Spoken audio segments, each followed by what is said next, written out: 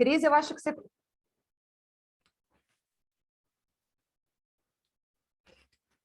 Bom, boa tarde a todas e todos.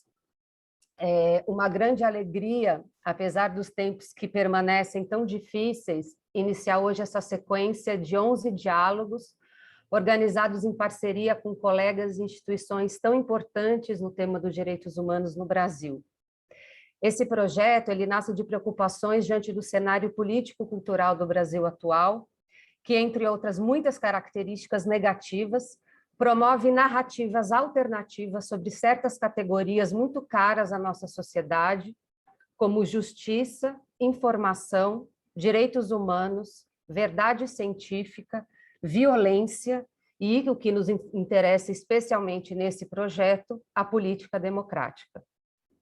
Essa inversão, deformação ou mesmo desconstrução das categorias coloca um enorme desafio para nós acadêmicos, que percebemos a necessidade de retomar entendimentos básicos sobre elas para além do público da universidade. E assim, pensamos nesses diálogos públicos, com profissionais de diferentes áreas da vida pública, para tentar trazer as discussões acadêmicas para realidades práticas e discursos correntes em diferentes áreas de atuação. Nessa edição, em que vamos conversar sobre ações e reações políticas nas áreas dos direitos humanos, convidamos, além dos acadêmicos, profissionais da política que tiveram, em algum momento da carreira, contato direto com as políticas nacionais ou estaduais de direitos humanos. Então, eu agradeço desde já a todos eles que aceitaram participar dessa edição e agradeço aqui e nomeio os programas de pós-graduação e as instituições que participam dessa edição do projeto. Então, o programa de pós-graduação em Ciências Sociais da UFBA, que eu mesmo represento, o programa de pós-graduação em Filosofia da UFBA, que o professor Rafael Azizi está aqui representando, o programa de pós-graduação em Ciência Política da UFBA, que o professor Alvino Sanches em breve deve estar aqui, o IESP, o Instituto de Estudos Sociopolíticos da UERJ, em que a Cristina Borque de Holanda e o José Leão, que estão aqui presentes e que participaram também ativamente da coordenação, assim como o Núcleo de Estudos da Violência da USP, que tem sido parceiro desde a primeira edição, e a ANDEP, que é a Associação Nacional de Estudos e Pesquisa em Direitos Humanos. Bom, não sei se algum dos parceiros, Rafa, gostaria de falar alguma coisa, não sei se Cristina. Não só saudar rapidamente, agradecer imensamente as pessoas que aceitaram nessas 11 mesas participar dessa empreitada com a gente e reiterar essa ideia de urgência do tema no nosso tempo, né, em que a gente parece tá com uma necessidade cada vez mais premente de voltar à prancheta e renovar o sentido de conceitos básicos da vida democrática. É isso. Ok. Cris ou Zé, gostariam de falar alguma coisa? Mari, muito rapidamente, só te agradecer o convite para a gente estar junto nesse projeto, que é muitíssimo promissor, e é um tema mais do que urgente na ordem do dia, e tenho certeza que vai ser um sucesso. Obrigada. Ok.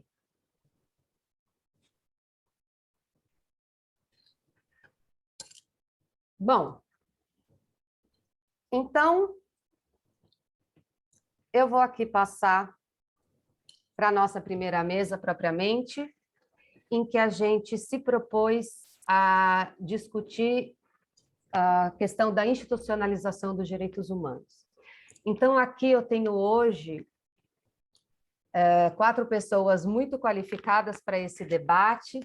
Então, na qualidade de acadêmicos, o Christian Jacob Schallenmüller, que é professor de Ciência Política da Federal do Rio Grande do Sul, Leandro Gosdorf, desculpa se eu pronunciei errado, que é professor de Direito da Federal do Paraná, o Paulo Sérgio Pinheiro, que é muitas coisas, entre elas, né, ele é ex-ministro de ex-ministro de Direitos Humanos, né, do governo do Fernando Henrique Cardoso, entre muitas outras funções que desempenhou nessa área, e o Andrei Soares, que foi servidor público durante muitos anos do Ministério de Direitos Humanos. Bom, então agradeço demais a presença de vocês. Vou passar a palavra em breve para o Christian e dizer que a gente está aqui muito feliz, né, com a disposição de vocês de compartilhar um pouco do conhecimento e da experiência sobre o processo de institucionalização dos direitos humanos no Brasil, e ao mesmo tempo que nós queremos ouvi-los sobre esse fenômeno recente, que ainda não temos muita certeza de como chamar, talvez de desinstitucionalização dos direitos humanos, na medida em que muitos cargos, setores e políticas públicas são desativadas, né? A criação do atual Ministério da Mulher, Família e Direitos Humanos, ela coloca frontalmente um desafio a essa tese, na medida em que mantém a categoria Direitos Humanos em uso, ainda que reelaborando o seu escopo e restringindo a aplicação, né? Concentrando ações na proteção da família em detrimento de outros grupos específicos. Então, é essa, dentre outras muitas questões, que nós gostaríamos muito de ouvi-los. Então, eu vou passar agora a palavra para o Christian. Pode ser? Sim, muito obrigado, Mariana. Boa tarde, né, a todas e todos. Estou muito contente, né, de poder participar aqui desse evento do projeto de extensão Direitos Humanos em Diálogo, né, ao lado de pesquisadores profissionais que eu admiro muito, né, que são referência também para a minha formação em alguma medida, né? Então, muitíssimo obrigado pelo convite, Mariana.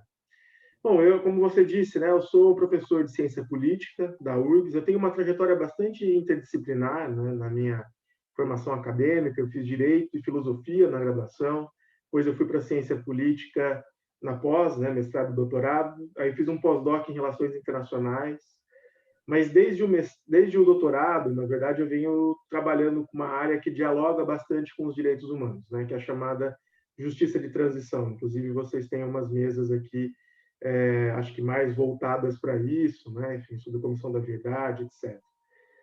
Bom, pelo que eu entendi, né, esse projeto de extensão ele tem uma dimensão de formação, né, e assim, levando em conta esse tema, né, dessa mesa, né, como o Brasil institucionalizou ou institucionaliza os direitos humanos, e levando em conta também que é a primeira fala da primeira mesa, né, eu pensei em falar um pouco, nessa primeira rodada, pelo menos, né, do percurso histórico, né, dessa internalização de alguns tratados de direitos humanos no Brasil, né? Enfim, na verdade, eu dou aula mais de teoria política, né? Dou aula de Maquiavel, Tocqueville, Habermas, Rawls, essas coisas, mas nas minhas pesquisas eu tenho trabalhado com uma temática, né, dentro desse universo da justiça de transição, né? E lá atrás também tem essa formação jurídica que me ajuda um pouco nesse ponto, né?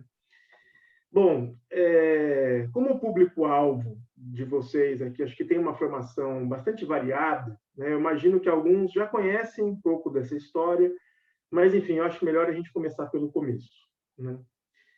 Bom, na esfera internacional, né, existem 3 sistemas de proteção aos direitos da pessoa, né? Primeiro, o direito internacional humanitário, né, que se refere ao regime de proteção jurídica da pessoa em situações de conflitos armados. Segundo, o direito internacional, né, dos refugiados. E o terceiro é o direito internacional dos direitos humanos, né, que é dividido em diferentes campos operacionais, né? Um universal, que se refere à esfera de atuação das Nações Unidas, e outro regional, que existe nos continentes europeu, americano e africano, né? O sistema universal ele nasce, né, no pós-Segunda Guerra Mundial com a fundação da Organização das Nações Unidas, né, a ONU, em 45, e a Declaração Universal dos Direitos Humanos de 48. Né? Então, o contexto é o fim da Segunda Guerra Mundial. Né? E a preocupação fundamental naquele momento era combater, né, enfim, a ascensão de novas doutrinas que, como o fascismo e o nazismo poderiam criar novos estados totalitários. Então, justamente, uma das ideias inscritas, na concepção da Declaração Universal dos Direitos Humanos vai ser uma limitação à soberania nacional, antes considerada como todo-poderosa, pelos Estados-nação.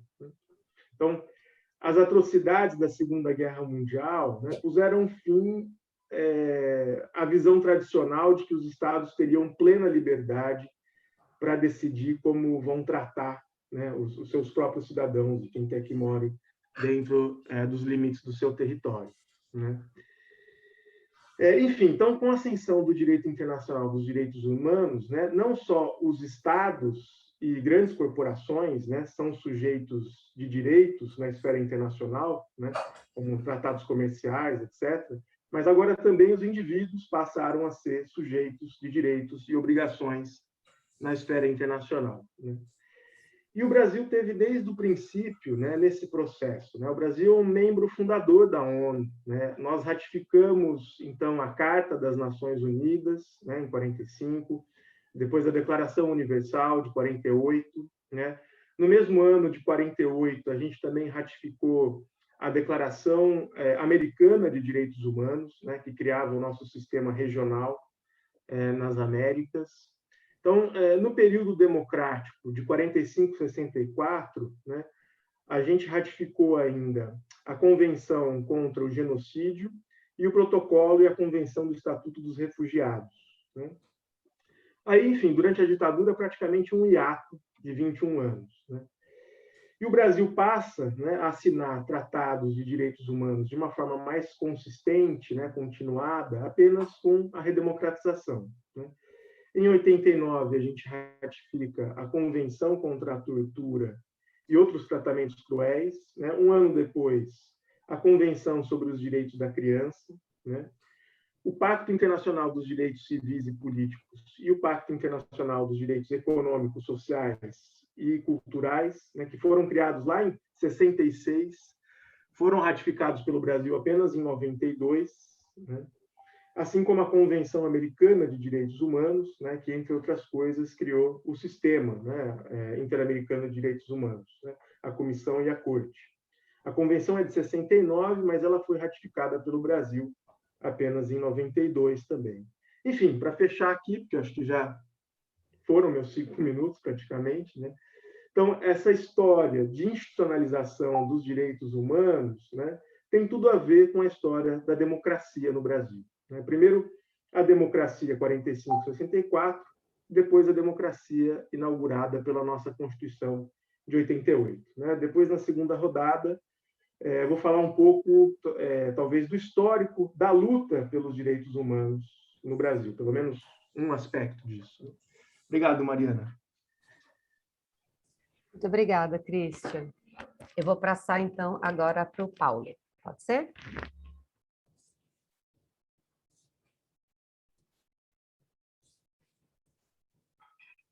Paulo tem que ligar o microfone, Paulo. Tá, obrigado. Eu queria agradecer a Mariana ter essa oportunidade de eu participar desse seminário. E desde que ela me escreveu, eu fiquei pensando sobre essa institucionalização. Eu acho que tudo que o Cristiano falou facilitou muito minha tarefa. E eu queria começar falando da institucionalização no Brasil. Na Primeira República, esse tema dos direitos civis, em geral, foram tratados por pouquíssimos parlamentares. Eu só cito um nome deles, o Maurício Lacerda, que foi quem promoveu a legislação social na Primeira República. Um outro advogado famosíssimo, que era o Evaristo de Moraes, e houve alguns deputados ligados depois de 22 ao Partido Comunista, outras associações operárias. Quer dizer,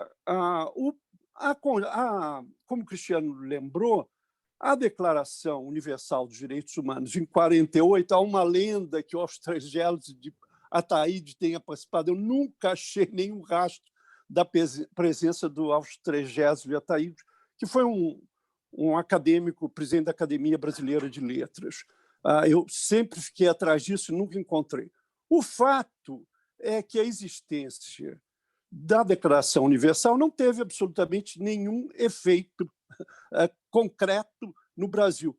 Nós não estamos numa posição isolada, porque se vocês considerarem que, com a criação da Comissão dos Direitos Humanos, que foi o primeiro órgão de um certo nível, de um certo status, no conjunto do sistema ONU, como o Cristiano mencionou, só foi tratar do monitoramento de violações de direitos humanos em 1979.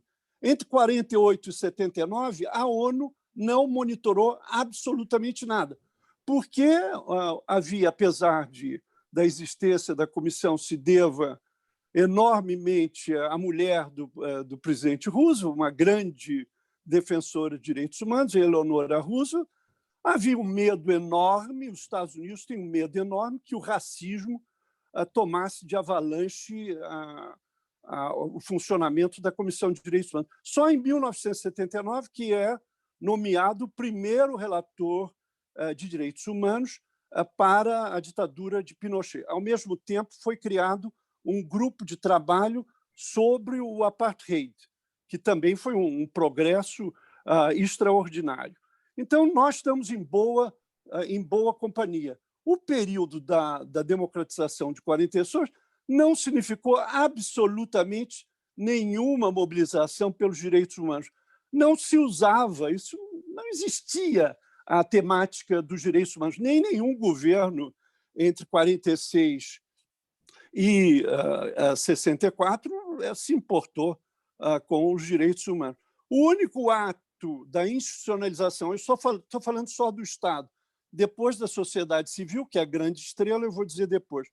O último ato assinado pelo presidente João Goulart foi justamente a criação do Conselho Nacional de Defesa dos Direitos da Pessoa Humana, o CDD-PH, proposto pelo deputado Bilac Pinto, que não estava absolutamente preocupado em implementar ou fazer o seguimento dos princípios da declaração, mas ele está preocupado com o golpe sindicalista do qual o presidente Goulart era acusado. É muito curioso que isso foi o último ato assinado pelo presidente João Goulart. Durante a ditadura militar, é evidente que esse conselho quase não se reuniu.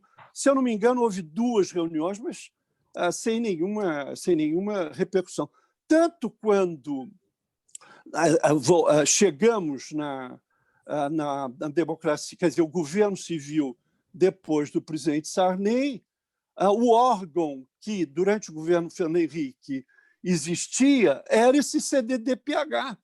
E o governo usou sem nenhuma base para convocar governador, para massacres, morticínios. Nós convocamos sem nenhum poder os governadores, convidamos a imprensa e o Conselho assumiu um certo papel. O ministro da Justiça, às vezes, presidia e com grande participação da oposição. O deputado Nilmário Miranda, por exemplo, foi um dos construtores da validade, da utilidade desse CDD-PH, que só muito mais tarde, no governo Lula, vai ser seguido pelo Conselho Nacional de Direitos Humanos, segundo os princípios de Paris, quer dizer, o governo não tem a maioria. Evidentemente que, depois do governo golpista Temer, o primeiro ato do governo Temer foi, numa canetada, eliminar o Ministério de Direitos Humanos, como se chamava naquela época. Quer dizer, toda a operacionalidade, todo esse percurso que o Cristiano descreveu foi por água abaixo com o golpe do presidente Temer. E depois, evidentemente, que eu vou falar com grande atenção, o governo de extrema-direita com uma política anti-direitos humanos. Quer dizer, vou terminar dizendo isso, o que se aconteceu depois do governo civil foi o embrião de institucionalização do que nós chamamos uma política de Estado de direitos humanos. Não interessa o governo que está no poder, se é o PT ou se é o PSDB, não interessa. Os direitos humanos não têm partido. E isso todos os presidentes, sem nenhuma exceção, desde o presidente Sarney, Cristiano lembrou da ratificação da Convenção da Tortura, nós fomos o 6º Estado-membro a assinar a Convenção da Tortura quando o presidente Sarney foi à ONU, na única vez que eu me lembro que ele foi à ONU em 1985. E ele me disse sempre, não, eu também assinei o Pacto Internacional de Direitos Civis e Políticos, que o Cristiano bem mencionou, que os militares, evidentemente, tinham evitado ratificar. Os militares não ratificaram nem o Pacto de São José das Costa Rica. Quer dizer, então, a ditadura foi a negação de qualquer institucionalização dos direitos humanos. E eu vou terminar com isso. Quer dizer, todos os presidentes, desde o presidente Sarney, que ainda não é o governo constitucional democrático, até a presidenta Dilma, nenhum governo deixou de contribuir para a institucionalização. Tanto nessas ratificações, que não foi fácil convencer o parlamento brasileiro a ratificar. Os direitos humanos não têm a menor importância para a maioria dos deputados. Então, foi uma batalha campal dos governos dentro do Congresso para ratificar. Eu só dou um exemplo de alguém que eu não gosto de citar como exemplo, mas o presidente Collor, na única aparição dele na Assembleia da ONU, lendo um discurso magnífico feito pelo embaixador Gelson Fonseca, ele vai dizer a soberania não pode ser o escudo das violações de direitos humanos. E ele determina uma circular também assinada por outro grande embaixador, o embaixador José Augusto Lindergen Alves, que determina as missões brasileiras a receber as entidades de direitos humanos.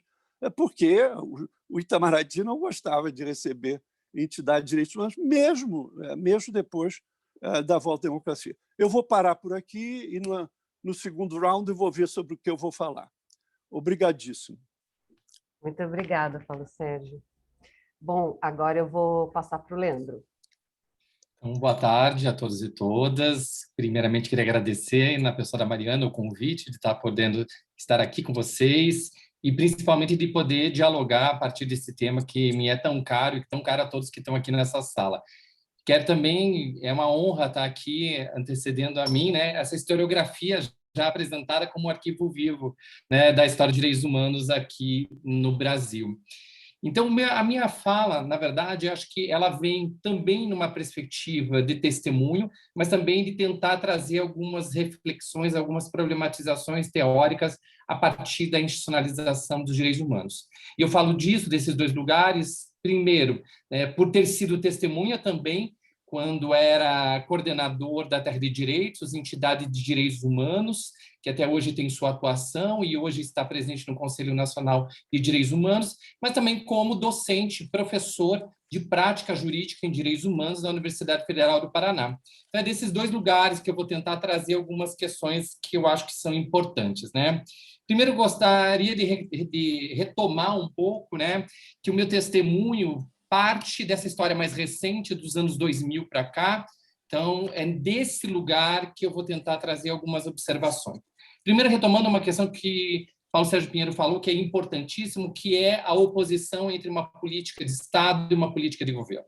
Acho que essa é uma base principal para a gente começar a pensar no que viria a ser uma institucionalização da política de direitos humanos. Então, a gente tem aí, de um lado, né, um processo de incidência muito grande para a afirmação dos direitos humanos a partir dos tratados internacionais, mas nós também temos internamente, né, um conjunto de entidades que vão se organizando a partir, né, desde o processo de democratização, vão se organizando em movimentos de direitos humanos, em várias entidades de direitos humanos e também com uma abrangência nacional.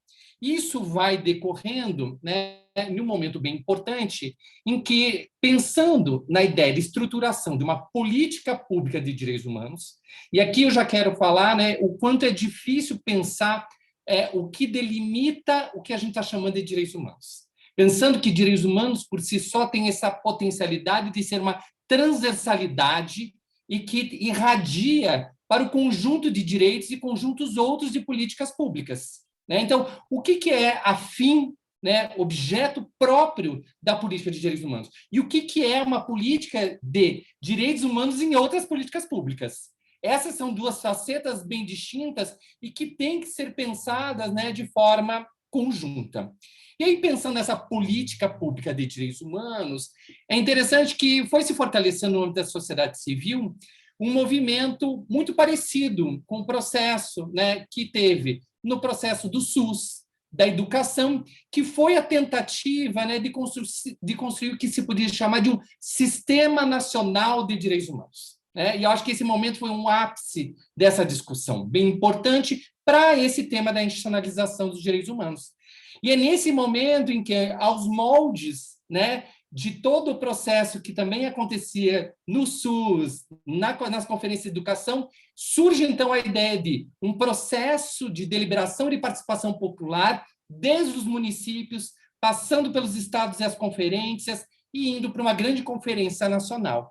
Essa conferência nacional, então, ela produz uma série de demandas, uma série de desejos, uma série de questões e problemáticas importantes, e é a partir dela que se extrai, então, esse elemento que é o Plano Nacional de Educação de Direitos Humanos 3. Né? Então, é a partir de todo esse movimento, né, que se cria da sociedade civil, com muitos tensionamentos, com muitos debates. Nunca vamos esquecer aí aquele auditório da Câmara dos Deputados lotadíssimo, não é? E temas muito, digamos, divergentes, até mesmo entre Ministério Público e sociedade civil, entre Estado e sociedade civil, tendo que ser disputado no processo de deliberação e discussão. Isso foi uma das experiências mais interessantes, o que não tivemos mais posteriormente àquele momento, né? Esse processo de participação. Pensando também de que esse plano já era o terceiro, né? Antes tivemos 2 edições do Plano Nacional de Direitos Humanos, 1 e 2 nos governos Fernando Henrique. É interessante também a gente pensar, né, de que o próprio também, como o próprio Paulo Sérgio Pinheiro já adiantou, o próprio Conselho ele também se transforma nesse momento. Né? O CDPH tinha ainda uma baixa participação da sociedade civil, das entidades de direitos humanos, né? Então se reconstitui, claro que não, aos moldes do princípio de Paris, como gostaríamos, né? São os princípios que direcionam os conselhos, né? Mas um grande avanço. E hoje, pensando nesse processo de desinstitucionalização que estamos vivendo, né? Talvez um dos únicos lugares de alicerce, né, dessa institucionalização ainda é o Conselho Nacional de Direitos Humanos, que acaba por dentro do próprio Ministério, né, fazendo contraposições, colocando, na verdade, contra as próprias políticas desse governo federal. Então, é interessante como ainda é um lugar de resistência interno ao próprio governo, o Conselho Nacional de Direitos Humanos. E é interessante que é uma pergunta que temos que nos fazer. O governo Bolsonaro, no primeiro momento que ele toma posse, ele desestrutura todos os conselhos. E a pergunta é, o porquê não fez com relação ao Conselho Nacional de Direitos Humanos? Acho essa uma pergunta interessante para pensarmos esse processo de institucionalização, desinstitucionalização. Não sei o meu tempo, Mariana, quanto tempo eu teria ainda? Mais um pouquinho? O que eu acho, para terminar, eu queria colocar uma questão bem importante a meu ver, né? Que a questão de uma institucionalização dos direitos humanos, né, seja nos 3 níveis, isso também é importante, né, pensarmos, né, que temos aí o governo federal, os governos estaduais e os municipais. É interessante, e aí eu queria só citar um trabalho fantástico que foi feito à época pelo IBAM, o Instituto de Administração dos Municípios, que fez todo um trabalho de pensar como seriam direitos humanos no âmbito do município, né, com estratégias de institucionalização. E aí sempre tinha as perguntas, se cria uma secretaria específica ou não se cria uma secretaria específica? Onde que se localiza essa secretaria específica?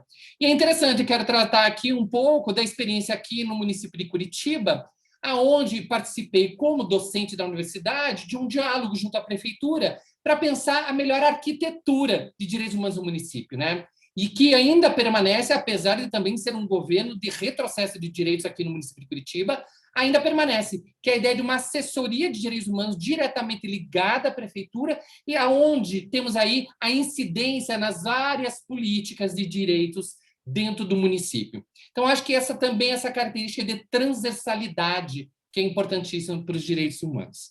Obrigado. Muito bem. Agora, não posso deixar de levantar essa dúvida. Como é possível que o Conselho Nacional de Direitos Humanos se manteve e como é possível que ele tem força de resistência? Né? Acho que esse é um dos temas a discutir. Bom, vou passar para Andrei.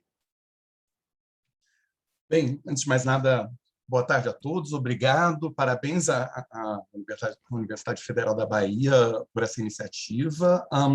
Eu vou me apresentar um pouco, antes de mais nada, até porque eu estou muito honrado aqui em debater com várias pessoas que eu já li, eu acho que sempre que a gente debate com alguém que a gente leu é uma honra, né?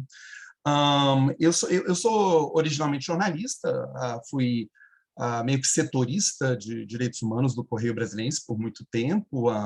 Comecei a escrever sobre direitos humanos no início, meados dos anos 90, ganhei um prêmio lá, um encaixe que a gente fez dos 50 anos da Declaração Universal, em 98, né?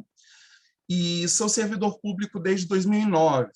Como servidor público, eu trabalho na carreira de especialista em políticas públicas e gestão governamental, que é uma carreira muito voltada à construção de capacidades governamentais, né?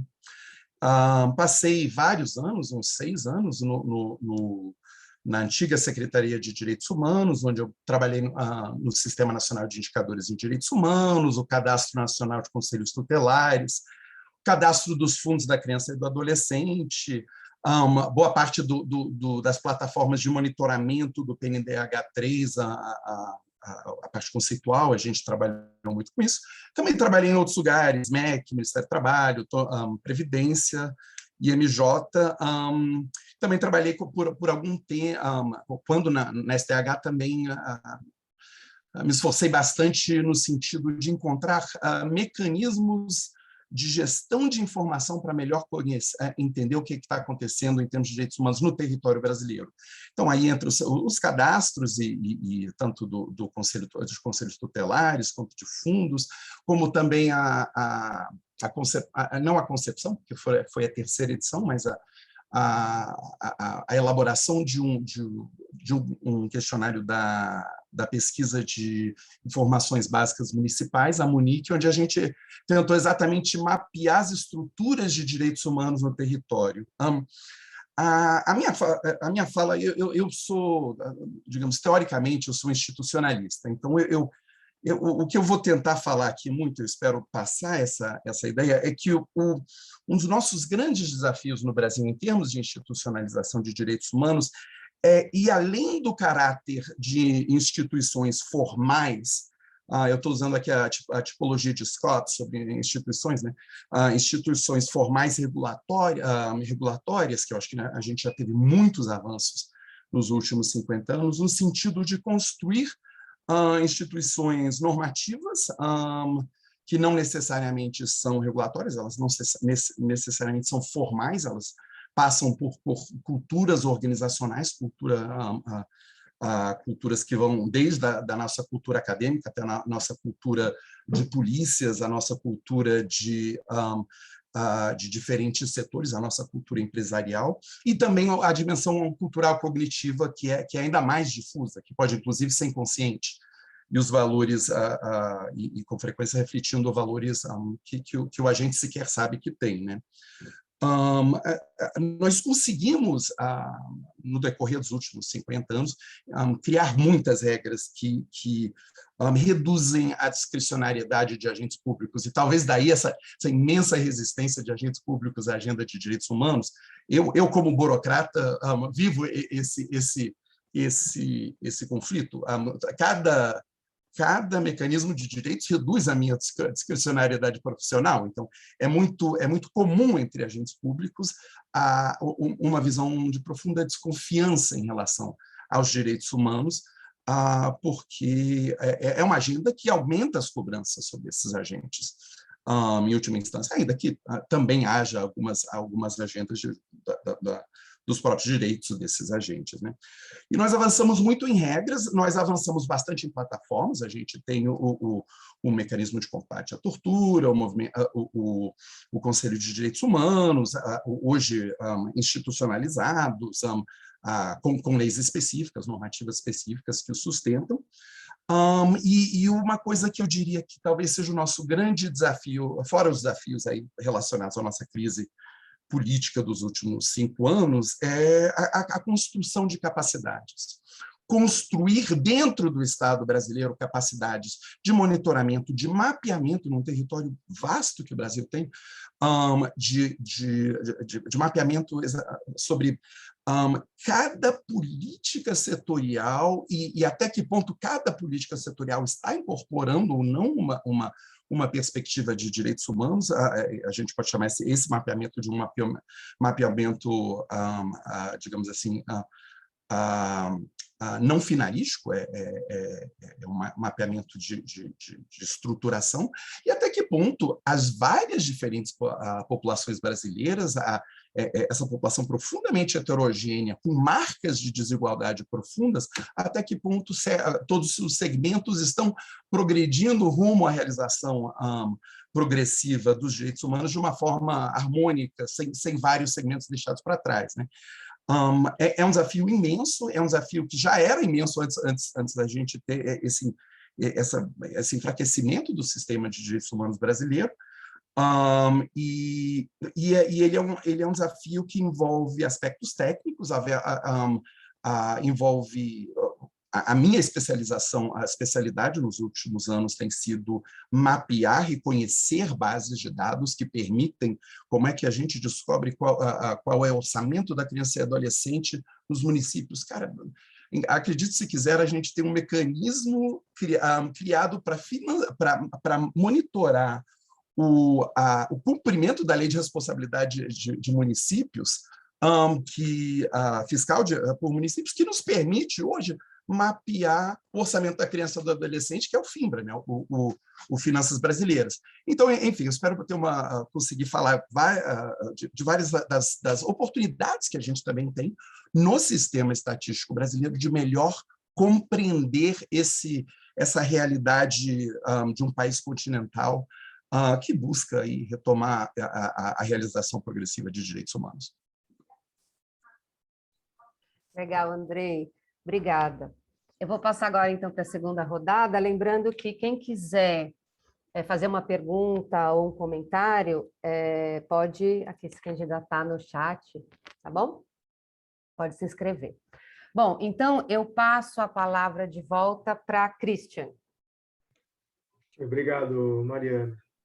Então, o professor Paulo Sérgio, né, disse no final da sua primeira fala, né, que a sociedade civil é a grande estrela, no fundo, né? Então, nessa segunda rodada, eu gostaria de falar um pouquinho do papel da sociedade civil, né, na luta por direitos humanos, né, mas também numa perspectiva histórica ainda, né, pensando ainda nessa ideia de que essa seria uma espécie de mesa introdutória aqui no projeto de extensão de vocês, né?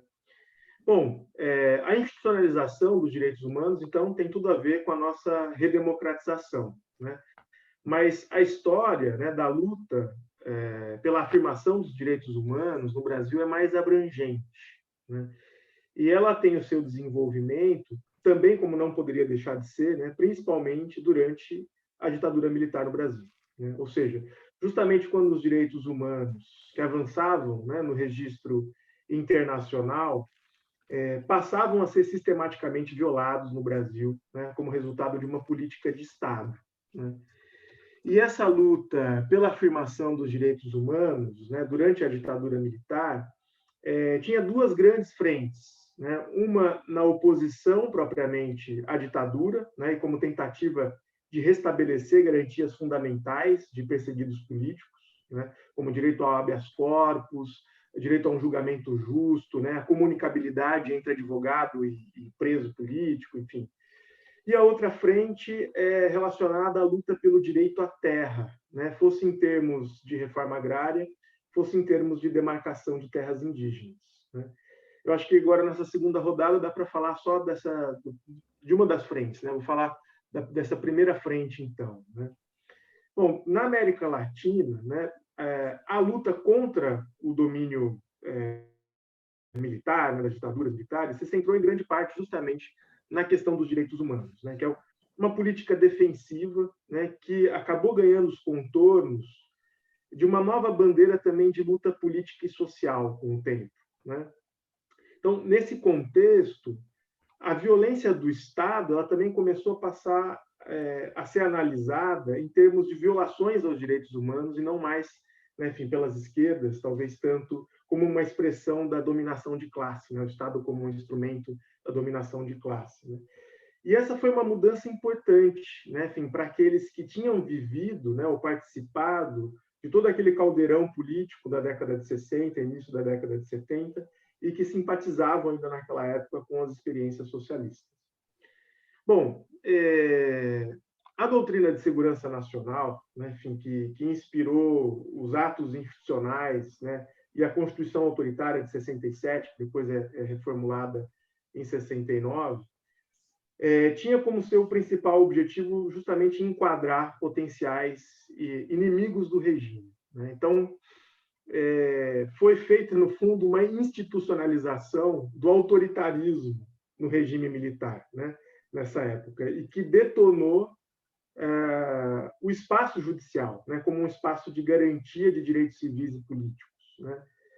Isso por dois eixos fundamentais, né? De um lado, restringiu as garantias, né, a magistrados e as prerrogativas também do exercício da advocacia, né? Sobrepondo depois, inclusive, a Lei de Segurança Nacional, né, as garantias dessas funções, e também fortaleceu e redefiniu as funções da justiça militar, né, que se tornou um espaço de julgamento dos chamados crimes políticos, né? Então, o famoso AI-5, né, editado no final de 68, ele marca, né, o endurecimento do regime militar, a diminuição, né, do espaço político e jurídico da oposição à ditadura, né, determinou o fechamento do Congresso, proibiu o funcionamento de associações, restringiu a liberdade de imprensa, né, cassou mandato de parlamentares, intensificou a perseguição a adversários, né, e estabeleceu também uma intervenção no Supremo Tribunal Federal, STF, que já seria realizada em janeiro de 69. Então, é nesse contexto, né, muito adverso, no fundo, que a causa dos direitos humanos, né, começa a surgir como uma apropriação, né, apropriação de uma linguagem de resistência, né, e de luta pela liberdade, principalmente dos presos políticos, né? Então, no começo dessa luta, estavam envolvidos os familiares, né, de perseguidos políticos e advogados ligados principalmente à ala progressista da Igreja Católica, né? Uma das organizações, acho que mais importantes, né, alinhadas com essa corrente no Brasil, vai ser a Comissão de Justiça e Paz, né, que vai ser fundada em 69 e que se afirmaria, né, enfim, como um dos marcos dessa articulação da causa dos direitos humanos no Brasil, né? E aí, enfim, o envolvimento de setores da Igreja, né, com as famílias de presos políticos também contribuiu para a articulação de um núcleo de defesa jurídica dos perseguidos pelo regime, por exemplo, em São Paulo, né? E eles começaram a fazer também uma mediação, né, com redes internacionais de ativistas, né? E mais tarde, depois da transição, eles passariam a ocupar postos de poder político também, em organizações identificadas ao movimento dos direitos humanos, né? Então, entre esses advogados estavam o Hélio Bicudo, né, enfim, o Dalmo Dallari, Fábio Conde Comparato, José Carlos Dias, né, Rosa Cardoso, né, só para citar alguns exemplos, né? O Fábio Conde Comparato, né, professor da USP, depois ajudaria também a promover a ação do impeachment do Collor, em 92, e mais recentemente, né, ele continua sendo advogado de familiares e ex-perseguidos políticos, né, tem obras sobre direitos humanos, foi responsável, por exemplo, pela redação, um dos responsáveis pela redação da ação da OAB sobre a inconstitucionalidade da anistia para os militares, lá atrás, em 2008, né? Assim, como vocês sabem, essa ação acabou sendo declarada improcedente em 2010, né? Ainda está pendente de recurso. O José Carlos Dias se tornou ministro da Justiça também, do segundo governo Fernando Henrique, e depois seria um dos membros, né, da Comissão Nacional da Verdade, assim como a Rosa Cardoso, né? Enfim, foram colegas do professor Paulo Sérgio como membros da CNV, né? Mas, enfim, acho que muito telegraficamente, nos meus 5 minutos aqui, acho que foi o que eu consegui resumir. Obrigado, Mariana. Obrigada, Christian. Antes de passar para o Paulo Sérgio, eu vou só ler as duas perguntas que estão aqui. Então, a primeira é da Emanuela Aparecida, dizendo assim: pensando no papel do Conselho de Direitos Humanos, a presença dessa instância nos estados e municípios, também considerando o campo da educação, a existência de inúmeras coordenações voltadas aos trabalhos sobre gênero, pessoas com deficiência, sexualidade, NEABIS. Por que não há Conselho de Direitos Humanos na educação? É uma pergunta. E a Francineide Marques pergunta o seguinte: professor Christian responde na terceira rodada. Poderia falar um pouco mais da motivação do marco temporal dos direitos humanos no Brasil a partir da ditadura militar? Bom, então, passo então a palavra para o Paulo Sérgio. Tem que ligar o microfone. Eu não vou responder nenhuma das perguntas, porque os meus colegas são muito mais competentes do que eu. E falar depois do Christian facilita enorme a minha vida, porque eu tenho que falar muitas coisas que eu queria falar, não preciso falar, porque ele já falou. O paradoxo que ele apontou no Brasil é que os direitos humanos são descobertos na ditadura militar.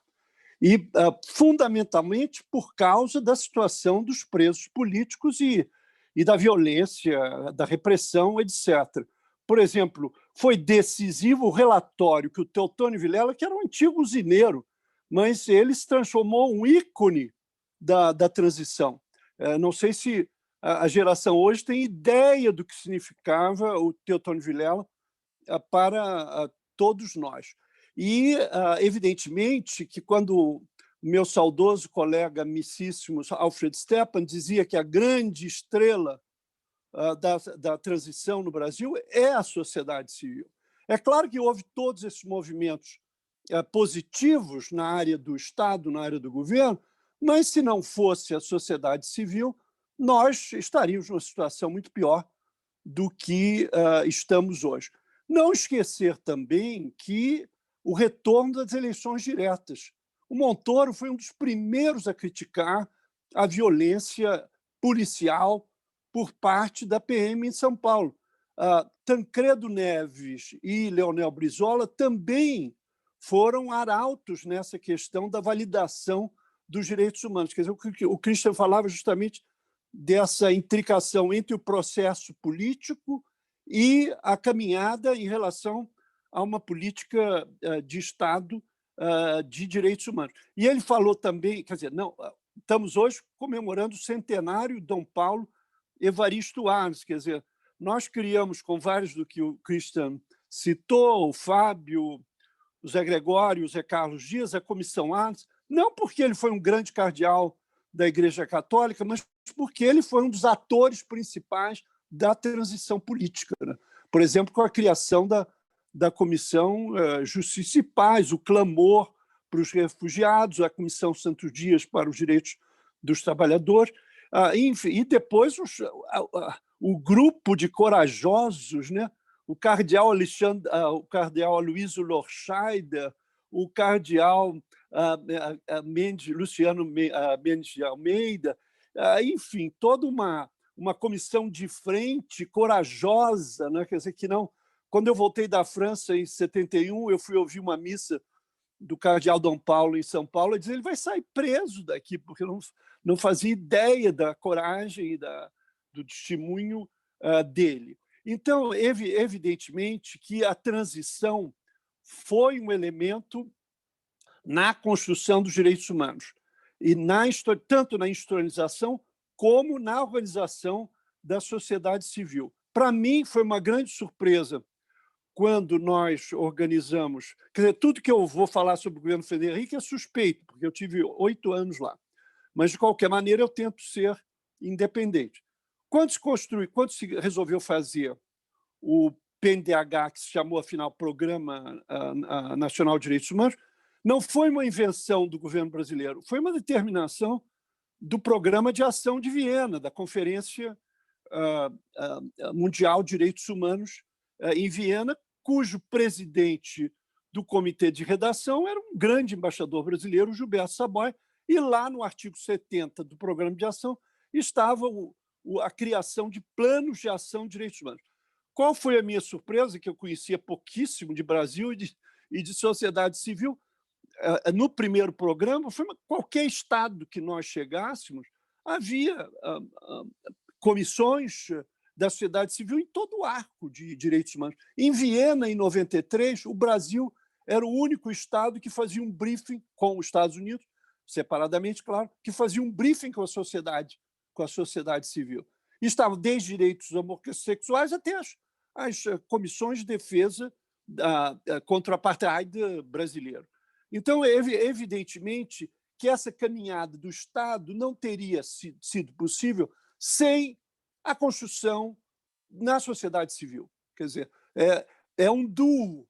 E não tem, quer dizer, não, a posição da sociedade civil não é de ter um governo amigo. O Estado, todos os meus colegas aqui sabem, e o primeiro manual de ciência política que eu tive era um Deus Janus, né, que tem uma face benévola e uma outra face malévola. Então, o Estado, ao mesmo tempo, é o maior violador de direitos humanos, mas também é o defensor da paz, como Marcílio de Pádua, né? É aquele capaz de impor as proteções e a garantia dos direitos humanos. Quer dizer, esse duo caminhou até o governo golpista do presidente Temer. Alguém aqui se perguntou por que o governo de extrema-direita, com elementos neofascistas, não terminou, não liquidou com o Conselho, porque não precisou. Hoje, o Conselho de Direitos Humanos continua a sobreviver com uma redução ciclópica de recursos. E a pior coisa é que a ministra dos antidireitos humanos, que é a pastora Damares, ela está com um grupo de trabalho chapa branca, só com funcionários, revendo o PNDH3, que foi o programa de direitos humanos, eu vou terminar, mais dinâmico, mais alargado, que teve de conferências e assembleias em todo o Estado. E eu só quero contar uma pequena anedota, símbolo da continuidade da política de Estado. Qualquer presidente da República que vem prefere esquecer o que veio antes. Pois o PNDH3, o Paulo Vanucci, meu amigo, publicou os 2 prefácios do Fernando Henrique ao PNDH1 e ao PNDH2 no PNDH3. Quer dizer, isso é uma ilustração do que foi rompido por esse governo de extrema-direita. Então, no outro round, eu vou falar porque nós estamos hoje com esse governo em razão de uma incompletude da democracia, apesar de todos esses progressos extraordinários, a democracia no Brasil continua incompleta. É isso aí. Mariana, da próxima vez você me corta, porque eu vou me entusiasmando e falo demais. E o Christian é tão respeitoso do horário. Mas a gente quer te ouvir, Paulo Sérgio. Não dá para cortar, porque a gente não é preciso exagerar. Eu estou aprendendo com todos aqui. Okay. Obrigado. Não, estou controlando, beleza.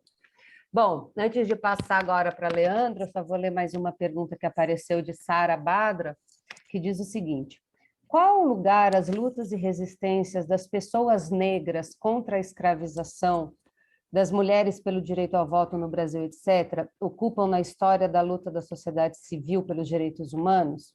Ou uma espécie de consenso de que o marco dessa história seria quando se começou a explicitar o nome direitos humanos? Boa pergunta.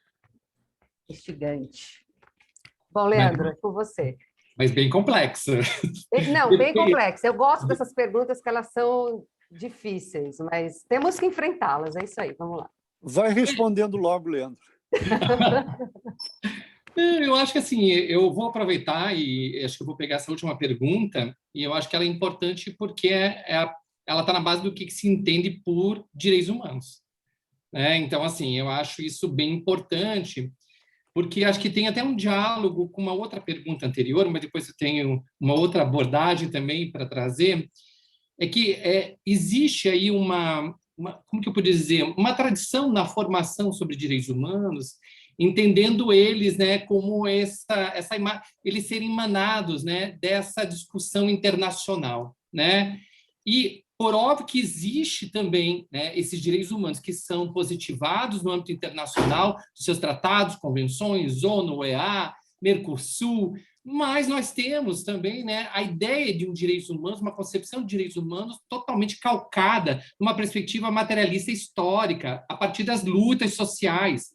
Por mais que elas possam não se entender na gramática de direitos humanos, essas lutas contra a escravidão, as lutas pelo direito ao voto, já são lugares elementares da produção da história de direitos humanos no Brasil.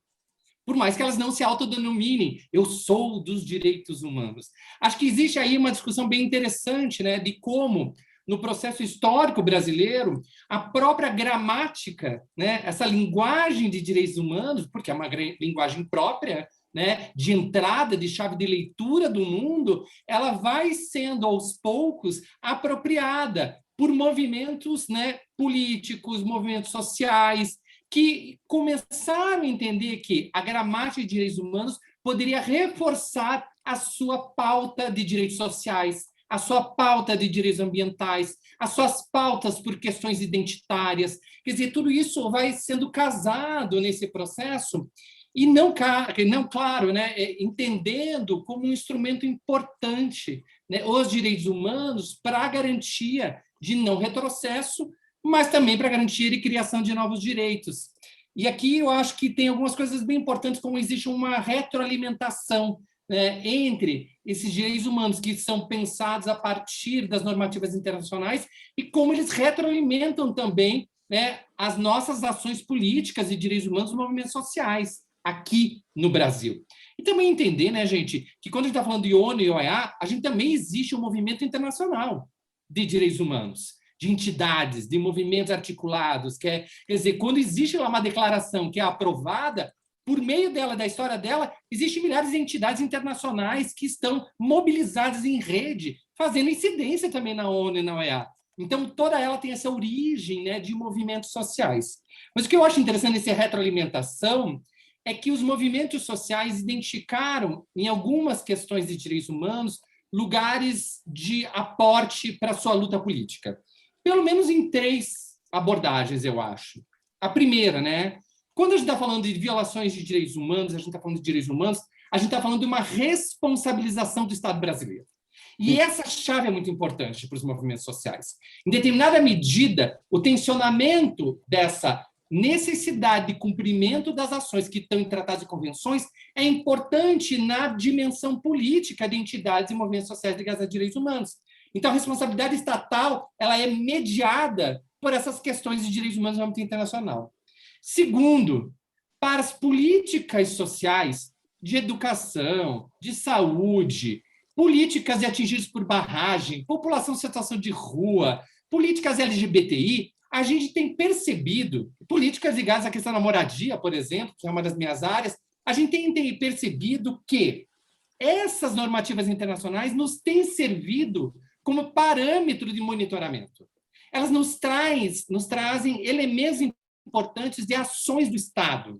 E, por isso, elas nos trazem um lugar de olhar para o Estado e dizer está cumprindo ou não, um lugar de parâmetro, uma regra, uma medida de cumprimento ou não dos direitos humanos.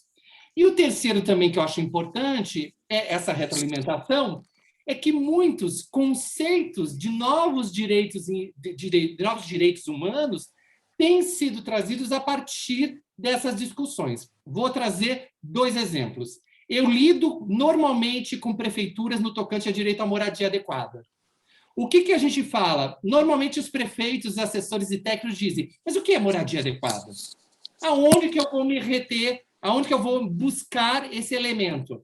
A categoria, o conceito, eu vou buscar lá no comentário geral da ONU, que diz os 6 elementos de moradia adequada. Então, isso é interessante como isso vai sendo retroalimentado na própria política local, né, de como você vai se utilizando de toda essa construção. Por um outro lado, né, eu vou dizer um outro exemplo que também para mim é muito importante, o quanto o movimento de atingidos por barragem conseguiu encontrar um lugar para definição do que é um atingido por barragem foi no campo de direitos humanos. Não foi no campo da política energética, não foi no campo da política da agricultura ou da política agrária, foi no campo de direitos humanos. Então, eu acho que é interessante como os próprios movimentos foram adequando, se apropriando dessa gramática de direitos humanos para fazer sua luta política. E eu vou deixar um outro elemento também para a terceira rodada. Obrigada, Leandro. Andrei. Eu vou tentar responder um pouco a questão sobre educação e direitos humanos. Uma coisa muito interessante é que 59 prefeituras brasileiras, que é mais ou menos 1% do total, situam a área de direitos humanos dentro da área de educação, né? Isso é uma coisa que a gente tem mapeado na Munique. Então, essa sintonia, essa sinergia entre o campo de educação e o campo de direitos humanos foi construído aí de uma forma bem interessante, institucionalmente no Estado brasileiro, desde a constituição da CECADI no MEC. A gente teve vários avanços interessantes nesse sentido, e fazer essa aproximação, né? Ainda tem muito a fazer.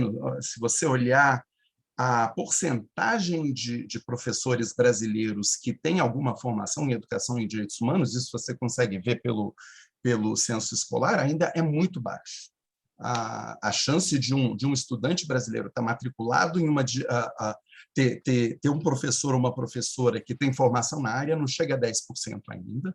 Então, certamente há muito avanço a ser feito aí, mas uma coisa importante é que a gente já tem métricas.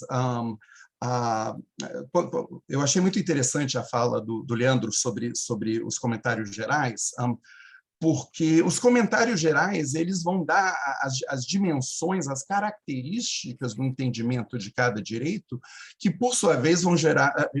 O output disso é o meu trabalho, que é as métricas de monitoramento. Quer dizer, há métricas bem interessantes, a ONU e a OEA ambas têm sistemas de monitoramento da realização progressiva de direitos humanos. Eu tendo a gostar mais do sistema da ONU, que basicamente estrutura 3 tipos de indicadores, que são indicadores estruturais, que são os marcos jurídicos, os desenhos institucionais de cada Estado membro para a realização de direitos humanos.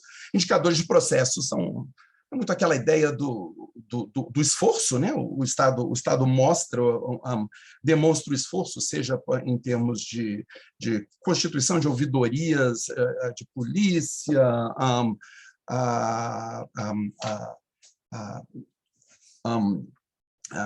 ampliação do direito de grupos tradicionalmente em risco de evasão à educação, a uma educação de qualidade, horário integral, etc.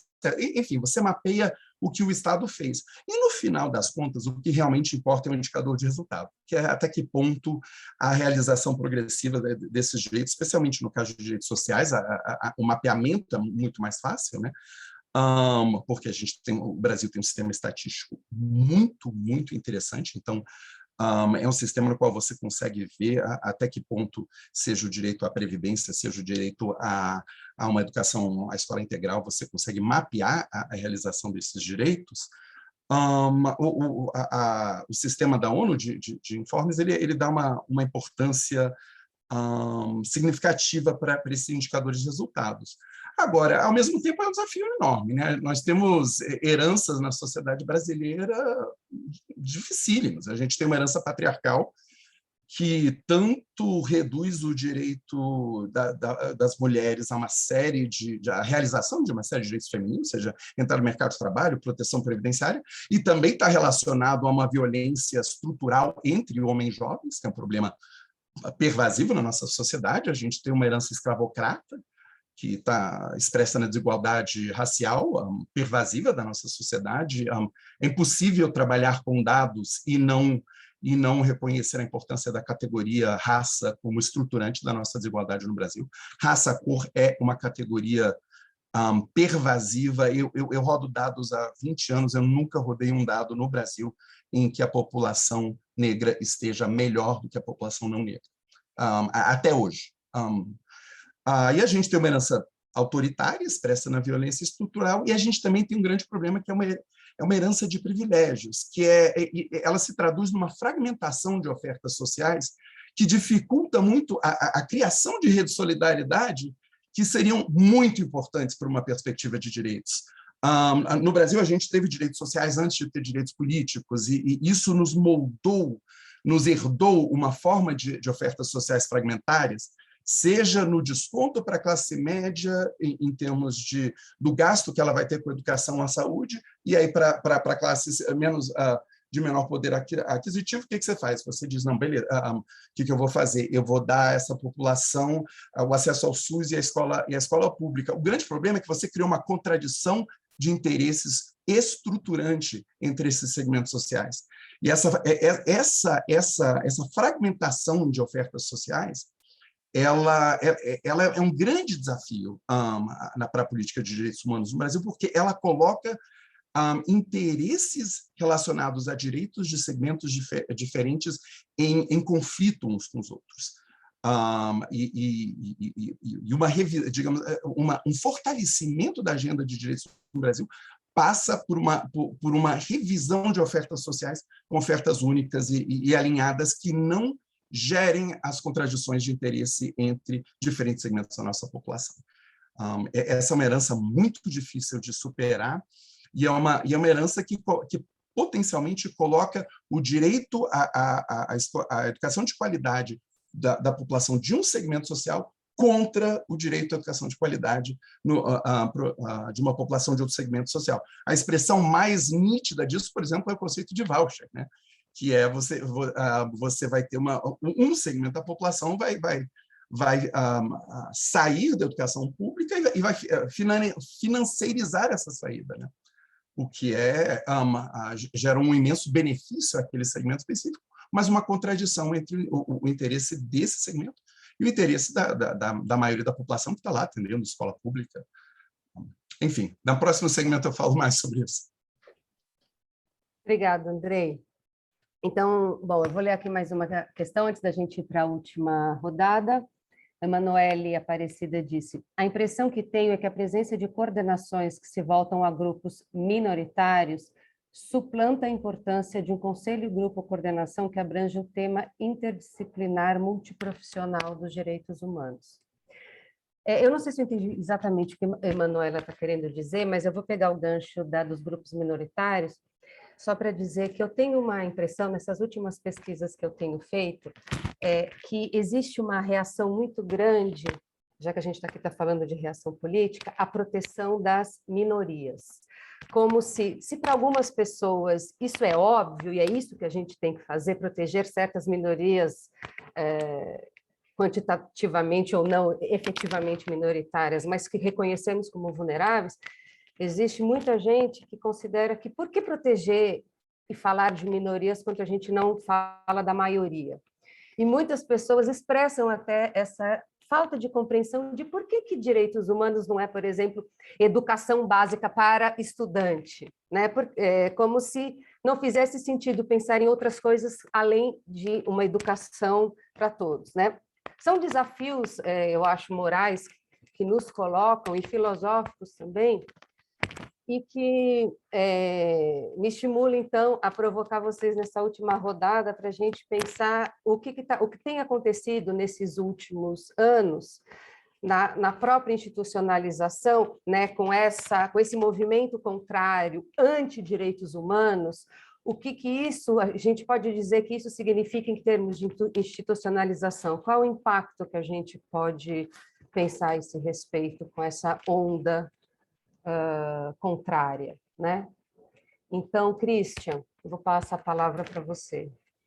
Obrigado, Mariana. Estou adorando esse papo aqui, achei super bacana, é uma dinâmica muito diferente do que a gente está acostumado, né? Falas mais curtas, mais rapidinhas, assim, então tem um momento de adaptação para isso, mas achei super bacana, estou aprendendo bastante com todo mundo aqui, achei bem legal. Bom, eu tinha pensado em duas coisas diferentes para falar nessa última rodada, né? Uma, pensando um pouco, de contar um pouco da outra história, né? Do direito à terra, né? Que tem a ver um pouco com a pergunta da Francineide, né? Que a relação entre a ditadura ainda e os direitos humanos, né? Mas eu vou responder mais a sua pergunta, então, que entra, acho que, num outro terreno, e que talvez tem muita gente ansiosa, né, para escutar mais sobre o presente, né? No fundo, então, a gente tem visto, né, a mesma mobilização, né, de praticamente a mesma gramática da Guerra Fria, né, por exemplo, nas milícias digitais, né, dos apoiadores da família Bolsonaro nas redes sociais. Né, o medo de uma transformação comunista do país, né, também é a força que move uma espécie de uma nova guerra cultural, né? Enfim, atualmente também, né, enfim, boa parte dos ministros do governo são militares, né, já são mais de 6 mil militares em cargos civis no governo federal, né, mais do que durante a ditadura até. Os militares compõem quase que o maior partido, no sentido amplo do termo, né, dentro do executivo, e são certamente, né, os maiores e mais importantes sócios do governo, né, junto com o chamado Centrão, né, a velha direita fisiológica do Brasil, na verdade. Né? Bom, não é muito difícil deduzir o que tem sido das políticas na área da chamada justiça de transição, né, as políticas de reparação, né, memória histórica, verdade, etc., né, com relação àqueles perseguidos políticos de que eu estava comentando na segunda rodada, né?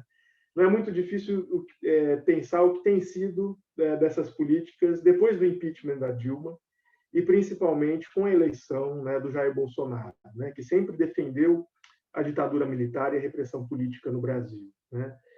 Mas mais do que isso, né, enfim, acho que é importante pensar também na via inversa, né, ou seja, o que a própria eleição de alguém como Bolsonaro, né, que em parte se mostrou um candidato viável, justamente ao fazer apologia, né, da espada e da ordem, né, o que isso tem a dizer sobre os caminhos e descaminhos das nossas políticas, né, de reparação histórica que foram feitas até então. Né? Afinal, o Bolsonaro foi o primeiro presidente eleito depois de completos os trabalhos, inclusive, da Comissão Nacional da Verdade. Né?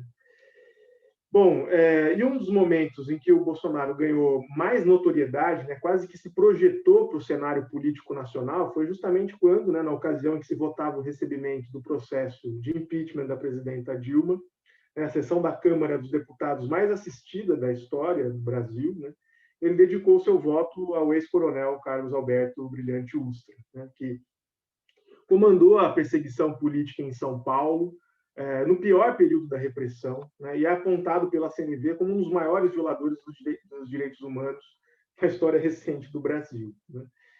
E, ao invés de sair de lá, né, com um pedido de cassação do seu mandato, pelo menos, né, por apologia à tortura e ao homicídio, né, coisa que o valha, esse foi, ao contrário, né, o momento em que ele, né, Bolsonaro, de fato conseguiu projeção e notoriedade nacional. Né. O voto dele naquele momento foi uma clara jogada de marketing ideológico, né? Enfim, uma verdadeira bomba semiótica, né? No meio daquele contexto de profunda aversão, né, ao Partido dos Trabalhadores, né? E de desmoralização também da política partidária e institucional que a gente vivia, né? Que a gente ainda tem em alguma medida até hoje. Né? Logo em seguida, né, o voto dele na sessão da Câmara foi, de longe, né, o mais comentado, criticado, retuitado, etc. Enfim, a partir de 2019, então, como era de se esperar, o Brasil entrou nessa sua fase mais regressiva, no fundo, né, nas políticas de reparação histórica, né, das violações da ditadura militar. Né. E só para dar uns poucos exemplos, né, enfim, que sempre o tempo é pequeno, né, ali no Ministério das Damares, né, que alguns de vocês já comentaram também, né, a Comissão Especial sobre Mortos e Desaparecidos Políticos tem bloqueado, por exemplo, a emissão de atestados de óbito, né, retificados para familiares de vítimas de terrorismo do Estado. Por exemplo, aqueles atestados que davam conta do suicídio do sujeito, quando, na verdade, morreu em decorrência de tortura. Né? Essa comissão também tem dificultado ao máximo, né, novas diligências de busca de corpos de desaparecidos políticos, né, está desarticulando os grupos criados para essa tarefa. Né. Na comissão de anistia, né, eles iniciaram também procedimentos para revisar, entre aspas, ou caçar indenizações, né, que já tinham sido concedidas, inclusive, a ex-perseguidos políticos. Né. E, além, claro, de terem cancelado projetos, né, de lugares de memória, ações memorialísticas, né? Um representante dos anistiados na comissão de anistia, né, que atuou até outubro de 2019, o Vitor Neiva, né, afirmou que a orientação geral hoje na comissão é negar em massa os pedidos de reparação, né? E já no final de 2019, então, que foi o primeiro ano da gestão Bolsonaro no governo federal, a comissão de anistia chegaria a um saldo de 85% de indeferimento dos pedidos de reparação. Enfim, então, hoje, né, mais de 6 anos depois de finalizados os trabalhos da CNV, né, uma visão mais do que negacionista, na verdade, uma visão revisionista, né, da ditadura militar, ganhou força, né, no debate público, até alçar, né, uma representação simbólica na própria presidência da República, né? Então, enfim, é isso, né? Não sei, acho que do meu tempo aqui, mas hoje a gente vive esses retrocessos, né? Então, não só em termos de políticas de direitos humanos, mas na própria qualidade democrática, né, no Brasil, né? Enfim, um relatório que foi publicado recentemente, por exemplo, pela ONG Artigo 19, né, que é especializada nesse tema de qualidade da democracia, mostra que o Brasil é o país que teve a maior queda, né, no índice de liberdade de expressão em todo o mundo nos últimos anos, né? Um processo que, no fundo, foi gravemente acelerado a partir de 2019, justamente, né? Enfim, um outro instituto, né, o Varieties of Democracy, que é da Universidade de Gotemburgo, também rebaixou o Brasil, em 2019 também, de democracia liberal para uma democracia meramente eleitoral, né? E, enfim, até o aspecto eleitoral hoje a gente tem, em alguma medida, ameaçado também, né? Mas, enfim, acho que eu estourei meu tempo aqui. Obrigada, isso, Christian. Obrigada. Paulo Sérgio. Ok. Não, antes de eu dizer o que eu gostaria de dizer, para terminar a minha última, eu gostaria de dizer a quem perguntou se a defesa dos direitos começaram com o movimento dos direitos humanos. Eu digo que não. Mesmo antes da declaração, a pensar no país, todas as vítimas alvos da repressão da elite branca, que é pensar nas famílias negras, nos adolescentes exterminados pelas polícias militares, pelos negros dentro das prisões. Tem uma jovem advogada e socióloga negra paulista, Dina Alves, que chama as prisões hoje brasileiras de navios negreiros, né? Porque os negros o que estão predominantemente lá. E também a resistência dos povos indígenas. Quer dizer, nenhum desses grupos vulneráveis esperou os brancos descobrirem os direitos humanos para eles defenderem os seus direitos. Eu penso na sindicalização das empregadas domésticas, né, no Brasil. O Brasil é um dos campeões de empregados domésticos, né?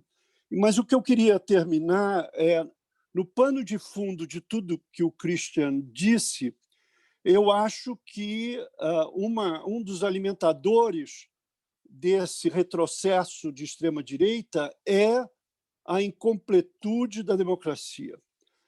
Apesar de todas as contribuições dos 30 anos de governos democráticos, como eu disse, eu não excluo ninguém, não me importa que partido os governos tiveram, todos agregaram nessa caminhada dos reconhecimentos de direitos humanos e cada um nas suas circunstâncias, nas suas possibilidades, diminuindo os terríveis carências na sociedade brasileira.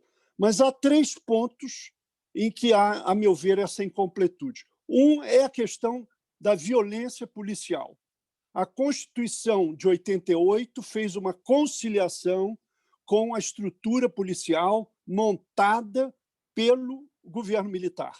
Não se tocou nisso. Hoje nós temos a mesma estrutura. Houve uns 15 projetos no Congresso, um grande constitucionalista paulista, que foi secretário de Segurança, foi um dos corajosos que que avançou isso, o nome dele vai ser esquecido, mas eu queria dizer que pessoas lutaram por isso. Uma das únicas mudanças que se conseguiu foi a transferência dos homicídios dolosos da ficção da Justiça Militar, Tribunal de Justiça Militar, para a Justiça Civil, numa aliança do PT, Hélio Bicudo, que foi citado aqui, e do ministro Nelson Jobim. O Jobim foi para o plenário da Câmara defender isso. Isso foi a única coisa que foi alterada. Quer dizer, os governos federais civis foram incapazes de cessar esse extermínio da população negra. A maneira que os negros, nas periferias das metrópoles, sobrevivem é de um apartheid. Um dos meus colegas falou exatamente nesse sentido. Não há nenhum indicador em que a população negra, que hoje é a maioria, 52% da população brasileira, esteja numa situação melhor do que os brancos.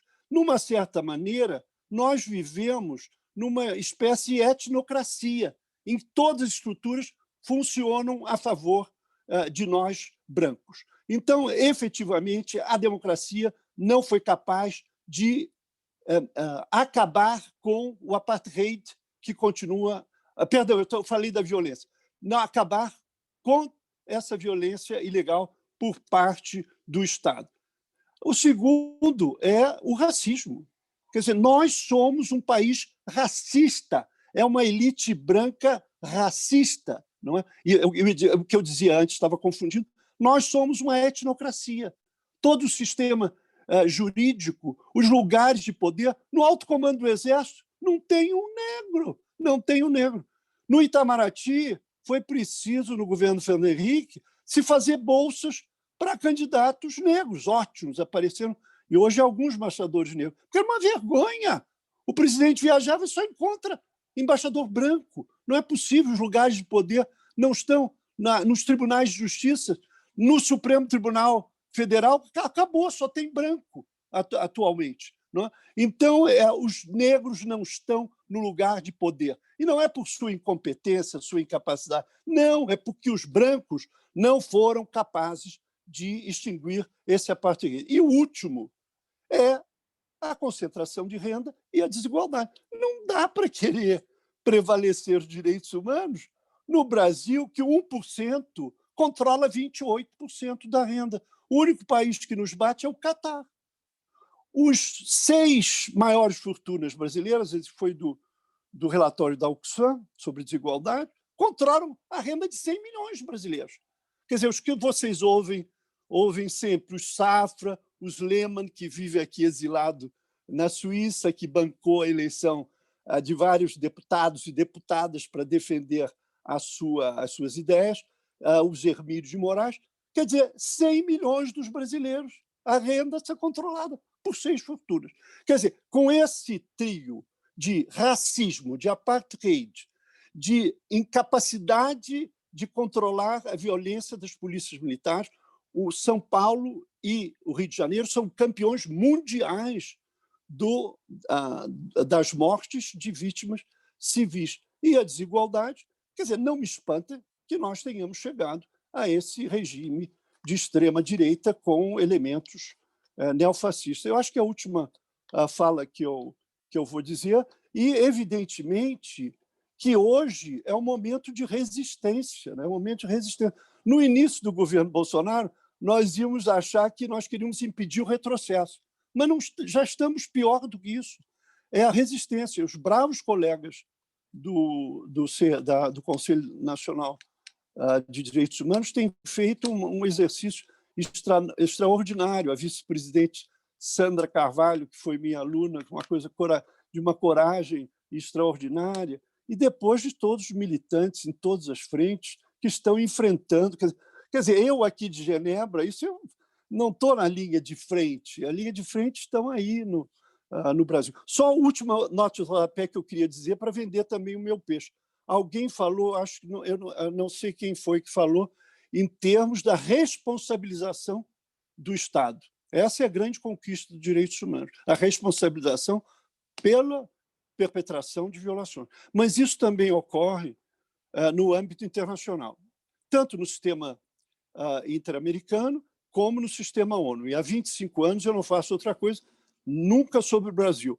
Mas houve relatores especiais, por exemplo, como o relator de pobreza extrema, que foi ao Brasil justamente na PEC dos 20 anos, ou Nigel Rodley, o relator da tortura, que desvendou as torturas dentro da FEBEM. Então, há esse sistema de relatores especiais que eu acho das componentes mais interessantes dessa dinâmica da descoberta de direitos humanos que todos os colegas aqui descreveram também. Para mim, foi uma coisa extremamente honrada, aprendi demais, gostei demais, e a Mariana realmente tem uma responsabilidade imensa por isso. Muito obrigado. Obrigada, digo eu. Bom, fiquei sabendo que Andrei vai ter que sair rapidinho. Posso, Leandro, passar para Andrei primeiro, porque acho que ele vai ter que sair 3h30 em ponto, não é isso, Andrei? Eu posso puxar os minutinhos. Bem, primeiro eu queria pedir desculpa, eu estou apresentando um relatório sobre deficiência e mercado de trabalho, que, na realidade, eu acho que até não deixa de ser adequado ao tema. Um dado que a gente que encontrou, que é bem interessante, é que os nossos marcos legais, eles estabelecem que entre 5% e 20% das pessoas que entram no serviço público deveriam ter reserva de vagas, né, nessa proporção para pessoa com deficiência. Instituições, empresas com mais de 1.000 pessoas, mais uma vez, o patamar é 5%. Mas se você olhar organizações brasileiras que oferecem empregos formais, aí eu estou falando público e privado, a taxa de pessoas com deficiência nessas organizações de 1.000 vagas ou mais, que é exatamente o patamar mínimo, tanto do setor privado quanto público, seria 5%, essa prevalência é 1,2%. É mais um exemplo de como a gente não conseguiu fazer essa transição dos direitos humanos enquanto marcos jurídicos para realmente colocar realizar esses direitos na rua. Esse é um imenso desafio. Acho que, para nós que somos da área de direitos humanos, que acreditamos nisso, acho que a gente também precisa entender, nesse momento aí global, a gente tem um movimento global muito estranho, que é uma coisa que nunca foi vista, que é um populismo radicalmente anti-Estado, né? É um populismo que vê o Estado como apenas predador, mas, ao mesmo tempo, defende modelos profundamente autoritários do Estado, né? Acho que a gente também precisa fazer uma autocrítica e perceber que um dos grandes desafios é levar a agenda de direitos humanos, tirá-las das academias, tirá-las dos organismos internacionais e levá-las para as ruas. Acho que o trabalho de convencimento político na nossa transição para a democracia, ele ainda tem que ser feito em grande medida, e isso implica também convencer segmentos extensos da população de que uma agenda de direitos humanos não é contraditória, mas sim, ela é inerente, ela não é contraditória como, mas ela é inerente a um projeto de desenvolvimento econômico e social sustentável para o Brasil. E isso é um imenso desafio, porque isso é um trabalho de convencimento, é um trabalho de convencimento que, frequentemente, se você olha estudos sobre a defesa de modelos de sociedade pluralista, eles são claramente correlacionados à escolaridade. O pluralismo é um valor de pessoas que passam por universidades. E há segmentos que não passam por universidades não necessariamente abrigam esse valor. Então, isso significa também um imenso desafio de sair das nossas zonas institucionais e de conforto. Tem muitas organizações que fazem isso, mas isso vai ser um desafio aí para as próximas décadas. Enfim, eu acho que esse desafio, ninguém aqui não quer dizer não a ele, né? Ele é um desafio, ele é inerente à agenda de promoção de direitos humanos no Brasil, e aí é um trabalho de convencimento, de dizer, olha, a construção segundo a qual direitos humanos são incompatíveis com segurança pública, são incompatíveis com desenvolvimento econômico, são incompatíveis com a liberdade econômica, são incompatíveis com com direitos civis e políticos e qualquer outra construção desse tipo são falsas. Direitos humanos surgem do processo de promoção do processo de promoção do desenvolvimento e realização do desenvolvimento social e econômico. Eles não são exceções a isso, eles não são estorvos. Bem, vai ser um grande desafio. Eu queria, mais uma vez, agradecer a todos pelo tempo e pela oportunidade de estar aqui. Pedir desculpas por ter que sair, eu estou já 2 minutos atrasado. E, bem, espero que a gente consiga sempre aprofundar e retomar esse processo de realização progressiva de direitos no Brasil. E de consecução de direitos no território, na rua, saindo dos marcos legais para a realização objetiva. Essa realização prática de direitos humanos, eu acho que ela é fundamental, inclusive para que a agenda de direitos não seja vista como um mero exercício retórico. E quanto mais esses direitos se realizam no território, quanto mais eles se realizam na população, mais a gente consegue reescrever direitos humanos como segundo aqueles critérios de Viena, de universalidade, de indivisibilidade, e gerar, enfim, uma sociedade mais empática e mais solidária, né? Obrigado a todos e, bem, é isso. Obrigada, Andrei. Ok, muito obrigada. Antes de passar para a última fala do Leandro, eu vou ler aqui a última comentário de Nelma. No que concerne à última fala, acho que está dizendo a relação do Paulo Sérgio, os negros não estão nos espaços de poder, até porque tudo começa nas universidades, os negros até um tempo atrás não representavam um percentual significativo nas universidades, inclusive nas públicas. Então, é isso. Ela diz, a iniciativa foi de grande importância, acredito fielmente que tais discussões entre o universo acadêmico e a sociedade civil precisam acontecer com mais frequência, e é isso, eu também concordo com a Nelma. Bom, dito isso, Leandro, para fechar. Vamos tentar fechar aqui, né, com... na verdade, eu vou começar a minha fala já com o que foi falado agora ao final, e que eu acredito muito que é nesse processo formativo e de mobilização da sociedade civil. E aí eu vou resgatar também, né, um plano que é institucional, mas também pensado por entidades de direitos humanos e a academia, que foi o Plano Nacional de Educação em Direitos Humanos. Quer dizer, ali, e é interessante como já ali ele já aponta os gargalos para a gente pensar o processo de mobilização das pessoas, da sociedade civil no tocante a direitos humanos.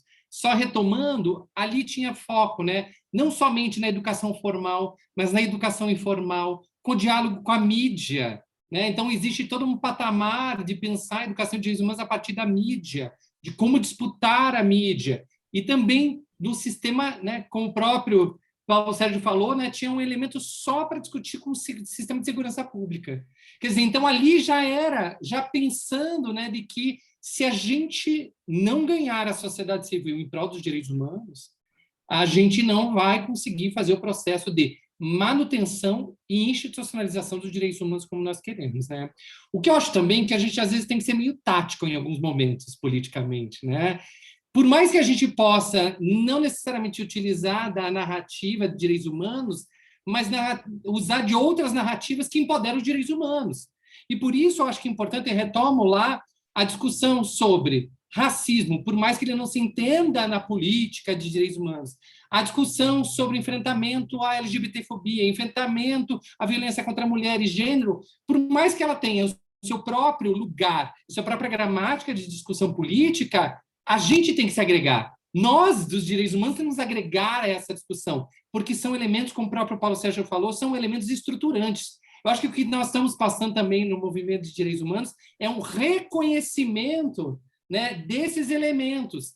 E aqui eu fico pensando, né, como essas discussões sobre indivisibilidade de direitos humanos, que até foi falado da Conferência de Viena, a própria discussão de interseccionalidade, que a gente tem discutido hoje, que não há possibilidade de não pensar a questão da interseccionalidade, esse lugar da interseccionalidade, ela é um dos elementos também de leitura para a gente pensar uma outra perspectiva de direitos humanos, né? Eu acho também, queria colocar aqui, para tentar fechar, uma outra questão bem importante que foi falada em várias perguntas e permeou um pouco a minha fala desde o início, é que pensar que as próprias políticas de direitos humanos, ao surgirem a partir do momento, né, da clivagem da ditadura com a democratização, a gente percebe que parece assim, que ficou destinada à área de direitos humanos todo o conjunto de violências. Então, vamos trabalhar com violências? Então, aqui é o campo dos direitos humanos, trabalhar com violências, né? Não é à toa que, dentro da própria políticas que foram instauradas, né, dentro das coordenações de direitos humanos, dentro das secretarias de direitos humanos, o que se fala normalmente sobre casos de violência, né? Violência contra criança e adolescente, violência contra defensores de direitos humanos, violência contra as questões LGBT, violência contra a mulher. Quer dizer, parece que a agenda, né, da política de humanos acaba sendo somente a de cuidar das situações de violência. E a parte de promoção dos direitos humanos parece que fica aí um pouco à margem da própria política de direitos humanos, né? E que fica à margem para os outros secretarias, outros ministérios, cuidar da ideia de promoção de direitos humanos. Então, eu acho que isso também, na própria origem, como vai sendo pensado, né, é que a gente também tem que desmistificar essa separação. E aqui eu vou trazer um caso que eu estou vivendo hoje, né? Aqui no estado do Paraná, nós criamos o Observatório das Escolas Militarizadas para monitorar essa política nefasta deste governo sobre transformar toda a nossa educação em uma educação militar. E olha que interessante, a gente em diálogo com Sindicato de Trabalhadores de Educação, com estudantes do ensino médio, eles discutindo que, se há um caso de violência, vai para o campo de direitos humanos. Se é para discutir a política de educação, é o Conselho de Educação. Essa partição. Então, a gente discutindo, não, a gente tem que fazer com que os conselhos de políticas também pensem a partir dessa chave dos direitos humanos, né? A violência, ela é apenas o quê? O resultado de uma política mal implementada ou bem implementada em determinadas situações, né? Então, era mais ou menos isso que eu queria trazer e fechar aqui. Obrigado pela oportunidade dessa mesa aqui. Obrigada, Leandro. Então, é isso, gente. Chegamos ao fim. Quero agradecer demais a participação de vocês. Acho que foi muito legal. Eu, pelo menos, anotei várias páginas. E quero dizer que estejam certos que vamos entrar em contato outras vezes para outros diálogos, entrevistas, etc. Agradeço também todo mundo que está aqui presente, que se inscreveu nessa atividade. Vai ser um prazer estar com vocês nas próximas 11 semanas, com 11 conversas que espero sejam tão boas como essa. Então é isso, gente. Muito obrigada de novo. Carol, acho que pode parar de gravar.